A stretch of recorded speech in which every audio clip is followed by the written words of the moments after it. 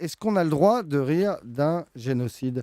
La question se pose, François Jost. Alors moi, je sais pas. Enfin, bien sûr, il rit d'un génocide, mais on s'arrête sur ce qu'il a, sur le contenu. Alors qu'en fait, il se fout surtout de Julien Courbet. Je veux dire, il se fout du côté dérisoire de ces émissions qui s'introduisent dans la vie des gens et qui départagent les gens, etc. Ouais, mais ça choque personne qu'on se moque de Julien Courbet. Non, mais c'est ça. Non, mais c'est même chose, si vous voulez. Même chose pour le sketch de Canal où on avait les parodies de la parenthèse inattendue. Non, c'était la parenthèse inattendue. Voyage en terre inconnue. Non, c'était la parenthèse inattendue.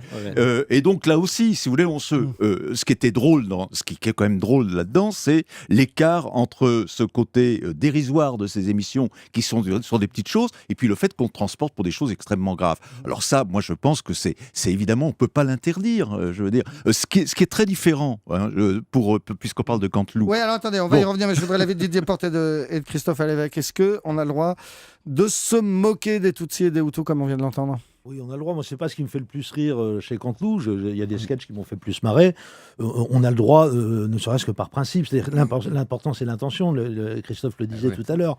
L'intention et le contexte et l'ensemble de l'œuvre de l'artiste et ce qu'il est, les idées qu'il incarne au quotidien. On sait bien que Canteloup est pas raciste, anti-noir et pas pour le génocide des Hutus ou des Tutsis plutôt. Donc voilà, c'est ça qui est important avant tout. Et puis par principe, attention, parce que là, on est une accumulation quand même vachement inquiétante. On a cette plainte-là, plus celle contre Canal qui a donné lieu à des excuses.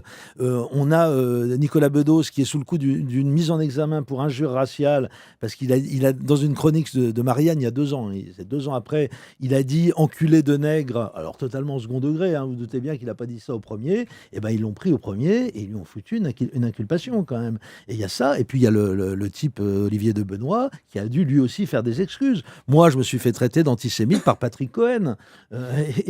Donc, je veux dire, ça devient délirant, quoi. Pourquoi il faut s'arrêter. Parce qu'il s'est attaqué à Schneiderman. Je travaille chez Schneiderman. J'ai fait une chronique avec un peu ambigu, c'est vrai.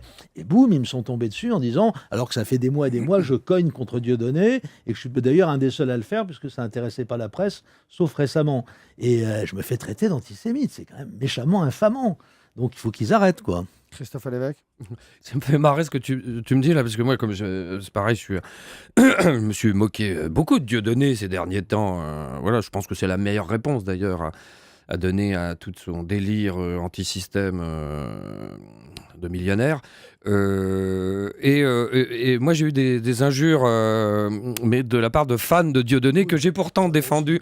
Et il y en a un qui était drôle dans un message qui me traitait de, comme je joue au théâtre du Rond-Point régulièrement, de juifs subventionnés au service du gouvernement. Et tout est faux là-dedans, les trois? Eh ben, écoute, moi j'étais ravi d'apprendre que j'étais juif.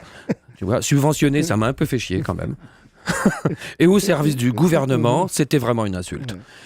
Donc, je trouve que les réactions sont violentes. Et puis alors, surtout, je trouve vous me direz, on est là pour en parler, mais je trouve qu'on en parle trop. Le cran qui porte plainte, à mon avis, ils ont bien compris que c'était un moyen. Le Conseil représentatif des Noirs de France qui a donc saisi le CSA sur ce sketch de Nicolas Canteloup qu'on vient d'entendre. C'est un moyen de faire aussi de la pub. Dieudonné a fait beaucoup de marketing autour de tout ça. Certains humoristes, quelquefois. Comme son nom l'indique, il ne représente pas grand monde, le conseil représentatif. Oui, c'est une petite bête. Aussi, certains humoristes, quelquefois, en rajoutent un peu une louche dans le victimisme. Et donc, sur le sketch sur le Rwanda, Christophe Alévèque, vous n'êtes pas choqué non plus? Non. Moi, je suis pas choqué. Non, et puis après, noir, si on peut dire. Oui, et puis après, le truc, c'est savoir est-ce que ça fait rire et pas rire, d'où ça vient. Enfin, on sait très bien que Nicolas Canteloup n'a aucune intention nauséabonde, enfin voilà. Et puis après, un humoriste, excusez-moi, enfin ça nous arrive régulièrement, a le droit de temps en temps de ne pas être drôle. Parce que ça arrive, voilà. Et alors, le type du cran veut qu'on relise les papiers. Parmi ses revendications, il veut qu'il y ait une sorte de charte qui fasse que les humoristes voient leurs papiers relus et validés par leur direction avant la. Bon, là, ça risque pas. On est en direct.